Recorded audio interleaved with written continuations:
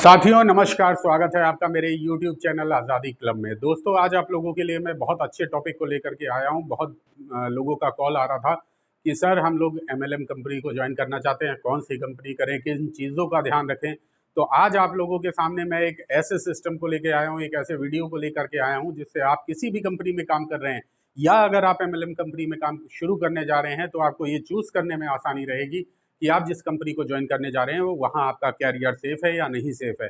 तो दोस्तों आइए जानते हैं कैसे आप पता लगा सकते हैं कि जिस कंपनी में आप काम कर रहे हैं या जो आप चुनने जा रहे हैं वो इन पैरामीटर्स पे खरी उतरती है या नहीं उतरती है। तो इसके लिए दोस्तों हमारे पास में एक आता है जिसको कहा जाता है 7P फॉर्मूला। ये 7Ps होते हैं। 7P फॉर्मूला, ये formula of MLM, multi level marketing. ये 7P फॉर्मूला मैं आपके सामने लेकर के आया हूं। इन पैरामीटर्स पे आपको खुद डिसाइड करना होगा कि आपकी कंपनी कौन सी जगह पे फिट बैठती है। तो आइए दोस्तों जानते हैं सबसे पहले क्या है। तो सबसे पहले यहां पर लेकर के आता हूं प्रोफाइल। दोस्तों जिस कंपनी में आप काम करने जा रहे हैं आपको उस कंपनी का प्रोफाइल गूगल के माध्यम से चेक करना चाहिए कि जिस कंपनी में आप काम कर रहे हैं वो कंपनी किस तरीके की है, क्या उसका प्रोफाइल है, क्या उस कंपनी का दोस्तों अगर बात करते हैं तो उस कंपनी का ट्रैक रिकॉर्ड क्या है, ये आपको देखना पड़ेगा। ट्रैक रिकॉर्ड आप देखिए। इसके अलावा आपको ये देखना है कि क्या वो कॉरपोरेट ग्रुप से आती है, कॉरपोरेट आपको देखना चाहिए। अगर वो कंपनी आपकी इंडस्ट्री बेस है यानी वो किसी और सेगमेंट में जिसे कहा जाता है ठोस मजबूती, अगर वो इंडस्ट्री बेस्ड कंपनी आती है तो वो आपके लिए ज़्यादा बेटर है। उसका मार्केट में कोई ठोस वजूद होना चाहिए, ऐसा नहीं होना चाहिए कि उसका और कोई बैकअप ना हो और वो अपने कैरियर की शुरुआत ही मल्टी लेवल मार्केटिंग से करने जा रही हो। तो उसको बिजनेस का अच्छा खासा एक तजुर्बा होना चाहिए, क्योंकि मल्टी लेवल मार्केटिंग में जब बिजनेस बढ़ता है तो यहाँ पे एक्सपोनेंशियल ग्रोथ होती है और उस ग्रोथ को संभालने के लिए अगर उस कंपनी का प्रोफाइल बढ़िया नहीं है, उसको बिजनेस का एक्सपीरियंस नहीं है, यहाँ पे आप ध्यान दीजिएगा, अगर उसको बिजनेस का एक्सपीरियंस नहीं है तो वहाँ पे आपका कैरियर सेफ नहीं है। तो दोस्तों प्रोफाइल बहुत ज़रूरी है, कितनी उसकी और कंपनीज चलती हैं, किन किन सेक्टर्स में वो डील करती है, ये सब आपको देखना ज़रूरी है। और इस सब के अलावा जिस प्रोफाइल वाली कंपनी में आप काम करने जा रहे हैं, जिस मल्टी लेवल मार्केटिंग कंपनी में आप काम करने जा रहे हो, आपको ये देखना जरूरी है कि क्या वो IDSA की मेंबर है, इंडियन डायरेक्ट सेलिंग एसोसिएशन। हाँ दोस्तों, ये IDSA होता है जो भारत में गवर्निंग बॉडी है। इंडियन डायरेक्ट सेलिंग एसोसिएशन सभी तरह की लीगल डायरेक्ट सेलिंग एसोसिएशन जो भी कंपनीज हैं डायरेक्ट सेलिंग की, वो यहाँ पे दर्ज होती है और यहाँ से उनकी गाइडलाइंस आती है। यहाँ पर अगर आप किसी कंपनी से अनसेटिस्फाइड हो तो यहाँ पे आप उसकी कंप्लेंट कर सकते हो। लेकिन जो फर्जी कंपनियां हैं या जो स्कीम वगैरह के तहत आती हैं वो यहाँ पे नहीं है। तो ये भी एक पैरामीटर बहुत अच्छा साबित हो सकता है आपके लिए चेक करने के लिए। तो IDSA को ज़रूर देखें। इसके अलावा WFDSA, दोस्तों world federation of direct selling association, अगर वहाँ पे भी लिस्टेड है world federation of direct selling association, तो ये आपको एक एक्स्ट्रा मजबूती दे सकती है। अगर वो इंडिया के अलावा अदर कंट्रीज में काम कर रहे हैं तो इसमें होना चाहिए। दोस्तों इसके बाद 2P की अगर मैं बात करता हूं दोस्तों तो आता है प्रोमोटर्स।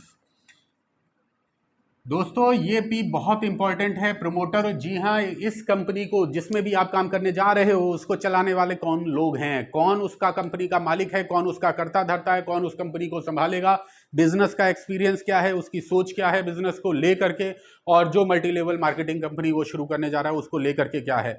दोस्तों अगर यहाँ पे प्रमोटर्स को बिजनेस का एक्सपीरियंस नहीं है, यहाँ पे आप ध्यान दीजिएगा, एक्सपीरियंस उसका कैसा है बिजनेस का, उसका नियत बोले तो सोच यहाँ पे बहुत इंपॉर्टेंट है। क्या वो पैसा बनाने आया है या आपको कमवाने आया है, पैसा लेके निकलने आया है या पैसा आपको देने आया है, ये आपको देखना बहुत ज़रूरी है। जैसे अगर मैं इसको एक एग्जांपल के द्वारा साबित करूंगा, दो नाम आपके आगे लेने जा रहा हूं दोस्तों, इनसे आप बहुत अच्छे से रिजेंबल कर पाएंगे। जैसे पहला नाम है विजय माल्या। अगर आज की डेट में आपको लगता है विजय माल्या कोई कंपनी को स्टार्ट करता है तो कितने लोग उसको ज्वाइन करेंगे? क्या आप वहाँ पे कैरियर को अपने सेफ महसूस करेंगे? शायद नहीं। लेकिन अगर वही टाटा ग्रुप किसी कंपनी को लेकर के आता है तो उसका चूंकि प्रोफाइल भी, ट्रैक रिकॉर्ड आपके पास में है, उसकी सारी मजबूती आपको पता है, दैट मीन्स वो कुछ भी कर रहा है, उसका ट्रैक रिकॉर्ड बढ़िया, उसका प्रोफाइल बढ़िया, उसका जो प्रमोटर है वो बढ़िया, उनको बिजनेस का एक्सपीरियंस है, उनको सोच, वो 2, 4, 5, 10 हज़ार करोड़ के लिए नहीं आएंगे, वो आएंगे तो लाखों करोड़ रुपए के लिए आएंगे। वो 2-3 साल के लिए नहीं आएंगे, वो आएंगे तो 100-200 साल के लिए आएंगे। तो आपको ये देखना जरूरी है। लॉकडाउन लगा, बिजनेस बहुत सारे बंद हो गए, कई डायरेक्ट सेलिंग कंपनीज बंद हो गई, अगर वो इस तरीके के नहीं है तो आपका कंपनी जिसमें आप काम करने जा रहे हो वो कभी भी बंद हो सकता है। तो उस कंपनी का प्रमोटर क्या है, एक्सपीरियंस, सोच, क्या वो फर्स्ट जनरेशन, ऐसा भी ना हो दोस्तों, ध्यान दीजिएगा। कई लोग ऐसे होते हैं जिन्होंने प्रॉपर्टी से पैसा कमाया, फिल्म इंडस्ट्री से पैसा कमाया, राइटर थे, सिंगर थे, उन्होंने पैसा कमाया और आकर के वो एमएलएम कंपनी को स्टार्ट कर देते हैं। दोस्तों उनको बिजनेस का एक्सपीरियंस नहीं है, वो पैसा बनाने आए हैं, ये चीज़ को आप समझिए, क्योंकि दाव पे दोस्तों आपका कैरियर लगा है। तो यहाँ पे आपको समझना पड़ेगा कि ये जो प्रमोटर है, इस प्रमोटर का बैकग्राउंड क्या है। बैकग्राउंड देखना इसलिए ज़रूरी है, जैसे हम अपने घरों में शादी ब्याह करने जाते हैं बच्चों के, तो उस दशा में हम दादा ददिहाल ननिहाल तक देखते हैं। ऐसी दशा में अगर आप उसका बैकग्राउंड नहीं देख रहे हो तो गलती दोस्तों आपकी है, गूगल पे सब अवेलेबल है, तो ये आपको देखना बहुत ज़रूरी है। इसके अलावा अगर मैं नेक्स्ट उस पर आता हूँ दोस्तों, तो तीसरा पी आ जाता है प्रोडक्ट्स। दोस्तों प्रोडक्ट्स कैसे हैं उस कंपनी में जिसमें आप आ रहे हैं, ये ध्यान दीजिएगा, वो वन टाइम बाय करने वाले प्रोडक्ट ना हो। वन टाइम परचेज वाला अगर प्रोडक्ट है तो मैं आपको सलाह नहीं दूंगा, ये नहीं होना चाहिए दोस्तों। वो होना चाहिए एफएमसीजी। अगर आप इसकी फुल फॉर्म जानते हैं तो फास्ट मूविंग कंज्यूमर गुड्स। दोस्तों फास्ट मूविंग कंज्यूमर गुड्स, आपने एक बार कस्टमर को दे दिया, अगले महीने उसका सामान खत्म हुआ वो फिर से बाय करेगा, अगले महीने सामान खत्म हुआ फिर से बाय करेगा। आपको मेहनत केवल एक बार करनी है उसको समझाने में। दैट मीन्स अगर आप उसको समझा ले गए और आपने 2 से 4 साल में मेहनत करके 500-700 लोगों का नेटवर्क बनाया और कल को आपके साथ कोई प्रॉब्लम होती है या किसी वजह से आप काम नहीं कर पाते हैं या कोई भी दशा आती है, जैसे कोरोना आया, लॉकडाउन लग गया, 4-6 महीने के लिए सब चीज़ें बंद हो गई, अगर ऐसी दशा में आप एफएमसीजी सेक्टर में काम कर रहे थे तो लोगों का प्रोडक्ट खत्म होगा, आवश्यक वस्तुओं से रिलेटेड वो हैं, तो उस दशा में वो प्रोडक्ट को बाय करेंगे। ऑनलाइन बाय कर सकते हैं, उस दशा में प्रोडक्ट उनके घर पे पहुंचेगा और आपकी एक इनकम आती रहेगी। लेकिन ऐसी दशा में सपोज वो वन टाइम यूज़ वाले प्रोडक्ट्स हैं, जैसे water purifier, vacuum cleaner, properties, insurance, property और इंश्योरेंस को आईडीएसए ने मान्यता नहीं दे रखी है, ये आपको ध्यान देने ज़रूरी है। लेकिन इसके अलावा जैसे वाटर प्योरीफायर आता है, एक बार लगा लिया और कोई प्रोडक्ट ही नहीं है, एक ही प्रोडक्ट पे, सिंगल प्रोडक्ट पे कंपनी काम कर रही है। दोस्तों आपने एक को बनाया, आप सोचिए उससे 10 साल तक अगर उसके वाटर प्योरीफायर में प्रॉब्लम नहीं आ रही है तो आप उससे 10 साल तक क्या पाओगे। दोस्तों ये चीज़ों को समझना ज़रूरी है, एफएमसीजी होना चाहिए। इसके अलावा रेंज, उसके पास कितनी प्रोडक्ट्स की रेंज है, जितना ज़्यादा प्रोडक्ट उतना ज़्यादा वो रेंज के साथ उसमें क्वालिटी। दोस्तों अगर प्रोडक्ट, याद रखिए, पैसा आपको टर्नओवर का मिलेगा, अगर क्वालिटी नहीं है प्रोडक्ट्स में तो लोग माल को 1-2 बार आपके कहने से ले लेंगे लेकिन उसके बाद वो माल को बाय नहीं करेंगे। इसीलिए प्रोडक्ट्स का क्वालिटी होना ज़रूरी है। इसके साथ अगर बात करते हैं तो इसमें अगर वो बढ़िया क्वालिटी प्रोडक्ट दे रहे हैं तो साथ में आजकल बहुत सारी कंपनीज मनी बैक गारंटी भी दे रही हैं। अगर प्रोडक्ट बढ़िया है और उस पर मनी बैक गारंटी है, दैट मीन्स आपकी फेस वैल्यू, चूंकि यहाँ पे लोग लोगों को ज्वाइन करते हैं, ध्यान रखिए, शुरुआत में लोग कंपनी से नहीं जुड़ते, लोग प्रोडक्ट्स को नहीं खरीदते, वो आपकी फेस वैल्यू पे आते हैं। मनी बैक गारंटी है, अगर उसको प्रोडक्ट समझ में नहीं आता है तो वो उसको वापस कर पाएगा। दैट मीन्स क्वालिटी यहाँ पर होना चाहिए। जितना टाइप का प्रोडक्ट होना चाहिए, जैसे कि मान के चलिए होम केयर, मैं एक एग्जाम्पल ले रहा हूँ, होम केयर हो गया, पर्सनल केयर हो गया, उसके पास कितने वैरायटी हैं। आजकल बहुत सारी कंपनी एग्री में डील कर रही हैं, बहुत सारी कंपनीज जो हैं वो हेल्थ में डील कर रही हैं, बहुत सारी कंपनी है जो कॉस्मेटिक्स में काम कर रही हैं। इस तरीके से फूड सेगमेंट्स, फूड में बहुत सारी कंपनी, दैट मीन्स ये है कैटेगरीज, टाइप ऑफ प्रोडक्ट्स कितने ज़्यादा हैं, कितनी ज़्यादा रेंज है, कितनी छोटी पैकिंग, बड़ी पैकिंग, उसकी क्वालिटी बहुत ज़्यादा डाउन ना हो, ये आपको समझना जरूरी है। और कितने टाइप्स हैं, क्योंकि इसी के आधार पे आपका टर्नओवर बनता है दोस्तों। जी हाँ, इसके बाद अगले प्रोडक्ट पे, अगले पी पे मैं आता हूँ, जो कि होता है हमारा प्राइस। हमारी प्रोडक्ट्स का प्राइसिंग क्या है दोस्तों, क्या उसका प्राइस जेन्यून है, रीजनेबल प्राइस है? अगर जी हाँ, अगर रीजनेबल प्राइस है तो आपका चांसेस ज़्यादा है कि आप उस कंपनी में ग्रोथ कर जाओगे। यानी कि अगर मैं मान के चलता हूँ 10% से 20% तक भी वेरी करता है, अगर 10 से 20% तक महंगा है तो चलेगा, लेकिन ऐसा नहीं होना चाहिए कि 2,000 रुपये का आइटम है और आप उसको 10,000 रुपये में बेच के आ रहे हो। कई कंपनीज मार्केट में दोस्तों मैंने देखा है कि 2,000 रुपये का 1,000-1,200 का कोट पैंट का कपड़ा है और 10,000 में सेल कर रही हैं। अगर इस टाइप का है, वैक्यूम क्लीनर है, 2,000 उसका कीमत है, 10,000 रुपये में बेच रहे हैं। अगर इस टाइप की कंपनी है, उसका प्राइस एक्स्ट्रा महंगा है, आपको ऐसी कंपनी में कभी भी नहीं काम करना चाहिए, क्योंकि आप अपने जानने वाले के पास जाते हो फर्स्ट टाइम और उसी को ज्वाइन कराते हो दोस्तों।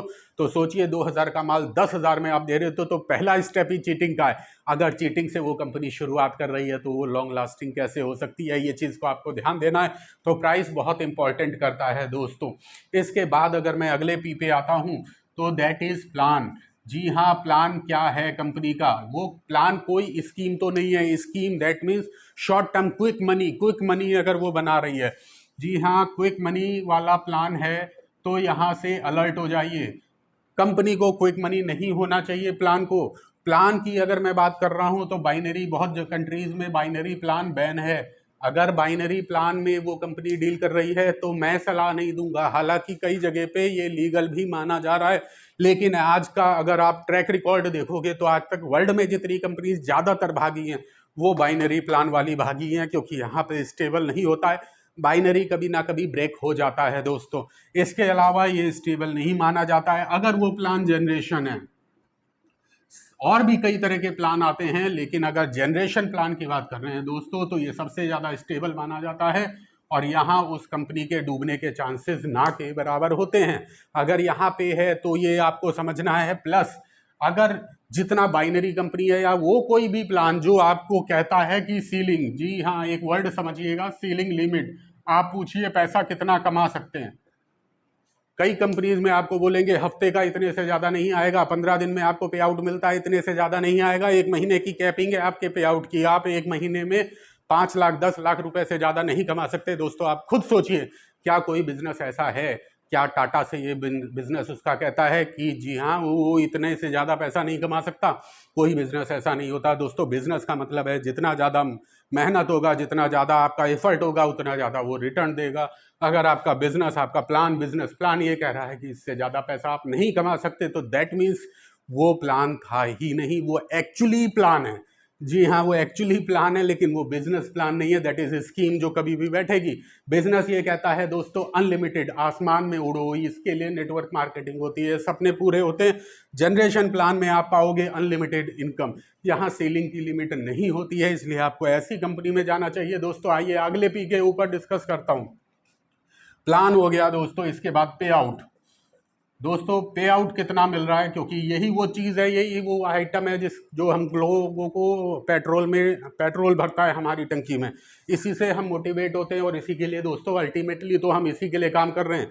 ये आपको देखना पड़ेगा कि उस कंपनी में टर्नओवर और बीवी का रेशो क्या है। अगर आप इस बीवी रेशियो पे काम कर रहे हैं, इसको ध्यान में रख रहे हैं, इसकी कैलकुलेशन को समझ रहे हैं। कई कंपनीज में आप टर्नओवर बहुत ज़्यादा देते हो, बीवी बहुत कम होता है, और कंपनियां बीवी रेशियो पे ही पैसा बांटती हैं। समझने की बात है दोस्तों, कैलकुलेशन जो पुराने नेटवर्कर है वो मेरी बात को समझ रहे होंगे, लेकिन नए लोग वो अपने सीनियर से डिस्कस करें। हर कंपनी में ये चीज़ें वेरी करती हैं, लेकिन आपको ये देखना पड़ेगा कितना टर्नओवर पे क्या बीवी बनता है और उस बीवी पे मेरे को कितना रिटर्न आता है। मार्केट में हर कंपनी के लिटरेचर अगर आप ज्वाइन करने जा रहे हैं तो पहले पढ़िए, उस पर कहीं ना कहीं लिखा होता है कितना पैसा बांट रही है। मार्केट में जनरली अगर बात करें तो 30% से लेकर के 60% तक बीवी का पैसा ऐसा है जो डिस्ट्रीब्यूटर्स में डिस्ट्रीब्यूट कर दिया जाता है। तो अगर आप पैसा कमाने जा रहे हैं तो ये डिस्ट्रीब्यूटर्स में बांटा जाएगा। उस कंपनी में काम करें जिसमें जितना ज़्यादा पैसा डिस्ट्रीब्यूटर्स में बढ़ता है, यानी वो आपको कमवाने के नियत से आई है। दोस्तों लास्ट आखिरी पी जो सबसे ज़्यादा इंपॉर्टेंट हो जाता है, प्रमोशन। दोस्तों आपका बिजनेस बढ़ेगा, आपको लोगों को कल को जब आपकी टीम बढ़ेगी उनको गैदरिंग करने के लिए, उनसे मीटिंग करने के लिए आपको हॉल चाहिए होगा। घर में आप 2-4 लोगों की मीटिंग कर सकते हैं, लेकिन अगर आपको 100 लोगों का मीटिंग करना है तो आपको वहाँ पे ज़्यादा लोगों को बिठाने की ज़रूरत है। ऐसी दशा में अगर आप अपने लोगों को मीटिंग्स में लेकर के जा रहे हैं और मीटिंग्स अगर पेड हैं, जी हाँ, अगर मीटिंग्स पेड हैं, मान लीजिए आपको 20 लोगों की मीटिंग करनी है तो ये आप देखिए कि ये मीटिंग्स फ्री हैं और पेड हैं। दोस्तों अगर फ्री है तो ये आपके लिए प्लस पॉइंट हो जाता है। बहुत सारी कंपनीज मार्केट में ऐसी हैं जिनका सारा का सारा खर्चा इनके टिकट साइज से चलता है। 200 रुपये 500 रुपये इनका टिकट होता है और आप लोग मीटिंग कर रहे हो, लोगों को लेकर के आ रहे हो, इसका ये लोग चार्ज करते हैं और इसी से उनका खर्चा चलता रहता है। तो आप ऐसा तो नहीं है कमा कमा करके लोगों को दे रहे हो। हाँ, एक चीज़ का ध्यान रखिएगा दोस्तों, सेमिनार्स जनरली टीम्स कराती हैं। सेमिनार पेड होना चाहिए, इसका मैं फेवर करूंगा। सेमिनार पेड होना चाहिए। अगर ट्रेनिंग्स हो रही हैं तो वो पेड होनी चाहिए, लेकिन अगर वो जनरल मीटिंग्स हो रही हैं तो मेरा ये मानना है, लोगों का ये मानना है कि वो फ्री ऑफ कॉस्ट होनी चाहिए, या अगर टिकट पड़ भी रहा है तो बहुत नॉमिनल होना चाहिए, ताकि न्यू कमर्स जो हैं, जो हमारे बिजनेस की जान होते हैं, जो डेप्थ के लोग होते हैं, उनको बिजनेस को ग्रो करने में इजी हो। तो ये चीज़ आपको समझना पड़ेगा। एक चीज़ और आपको ध्यान में रखना पड़ेगा दोस्तों, कि उस कंपनी का जो भी स्टॉक, जो भी प्रोडक्ट में वो कंपनी डील कर रही है, वो ईजी अवेलेबल है कि नहीं है। ये भी प्रमोशन के अंतर्गत आता है। अगर इजीली प्रोडक्ट्स मिलेंगे, दैट मीन्स आप ये कह सकते हो डीपी पॉइंट, जी हाँ, डीपी पॉइंट आप कह सकते हो, आप उस कंपनी के स्टोर्स कह सकते हो। अगर ये आसानी से हर जगह अवेलेबल हैं तो आपको बिजनेस को ग्रो करने में मिलेगा। ऐसा ना हो कि 500 किलोमीटर दूर प्रोडक्ट मिलेगा, पूरे स्टेट में एक ऑफिस है, अगर किसी के ऑफिस 3-3, 4-4, 5-5 किलोमीटर या एटलीस्ट हर सिटी में एक ऑफिस है, तो भी आप बिजनेस को ग्रो कर सकते हो। तो दोस्तों ये मेरा वीडियो आपको कैसे लगा आप कमेंट में ज़रूर लिखें। मेरे चैनल को सब्सक्राइब करें और बेल नोटिफिकेशन को ज़रूर दबाएं, ताकि मेरे अगले वीडियो की आपको जानकारी मिली। ये वो सारे पी हैं दोस्तों जो आपके हर सवाल का जवाब देंगे। आपको इन वीडियोज़ को देखना चाहिए। मेरे और भी वीडियोज़ हैं, और इन पी पे फोकस करते हुए अगर आप अपनी कंपनी में काम कर रहे हैं तो इन पी को ज़रूर सर्च कर लें। अगर एक भी पी मिस है दोस्तों तो वो आपको अर्श से फर्श पे लाने में टाइम नहीं लगाएगा। Thank you very much.